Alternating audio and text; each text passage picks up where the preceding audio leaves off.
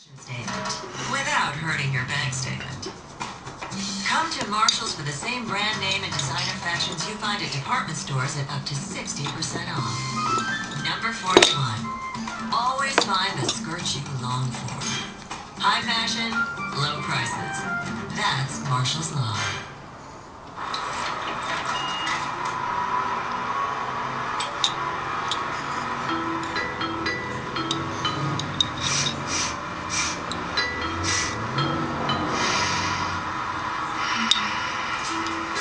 New Gain Joyful Expressions laundry detergent comes in scents so surprising, they attract quite a crowd.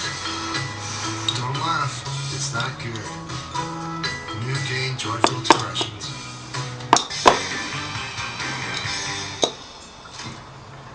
In a perfect world, tuna is consumed the day it is purchased. But hey, this isn't a perfect world, is it? That's why we have this. Now, some of you may remember this rig from our hook, line, and dinner episode. And if you do, you never hurt anybody. The goal, to keep the fish in contact with crushed ice. Thank you, Thing, for that crushed ice demonstration. I appreciate that.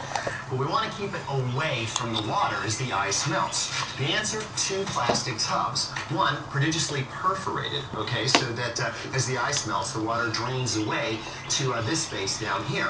Now, the fish is wrapped tightly in plastic wrap. It just goes right down in the ice, okay?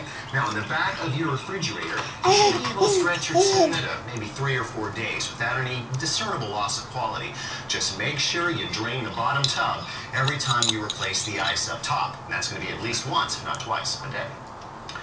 Now, unlike most fish whose muscle fibers are chewy and downright nasty when undercooked, tuna's a lot like beef tenderloin. Its flavor, and especially its texture, reaches its peak when it's seared on the outside but left rare on the inside.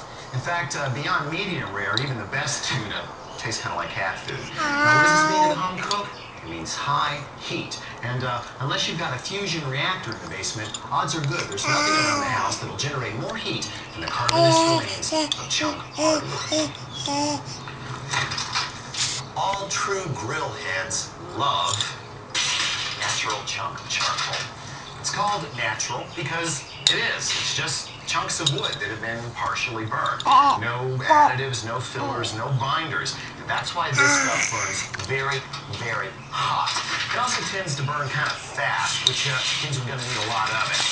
So, even though we're not cooking a whole lot of tuna, I'm going to fill this all the way to the brim. Now, all true grill lovers are also fond of chimney starters. I don't know a better way of lighting a fire. All you have to do is fill it up with charcoal and, of course, wad up some paper and put underneath the light.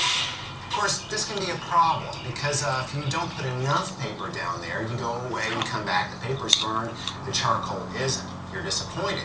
Then you might overcompensate, wad up a big old thing of paper and shove it under there, light it, come back 10 minutes later, and not even the paper's burned. Didn't have enough oxygen, so it choked itself off.